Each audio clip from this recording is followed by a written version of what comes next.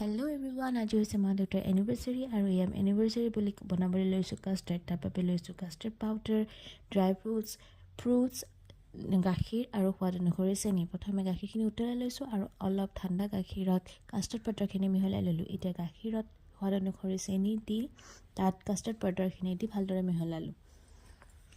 তাত ড্ৰাই ফ্ৰুটছখিনি দি পুনৰ মিহলালোঁ। এতিয়া কাষ্টাৰ্ডখিনি হৈ যোৱাৰ পিছত এটা ছাৰ্ভিং বলত দি তাতে কাটি লোৱা ফ্ৰুটছখিনি দি ভালদৰে মিহলালোঁ আৰু শেষত ডালিমেৰে গাৰ্নিছ কৰি দিলোঁ। এতিয়া এইখিনি ফ্ৰিজত ঠাণ্ডা হ'বৰ বাবে থৈ দিলোঁ।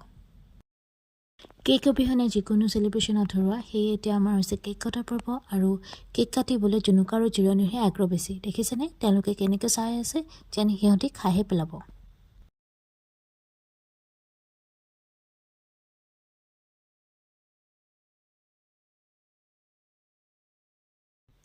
সিহঁতি ককা আইতাকক দিওঁ নিদিওঁকৈহে দিছে আৰু চাওক এইফালে জুনুকাক খুৱাবলৈ এৰি জিৰণি নিজেহে খাইছে।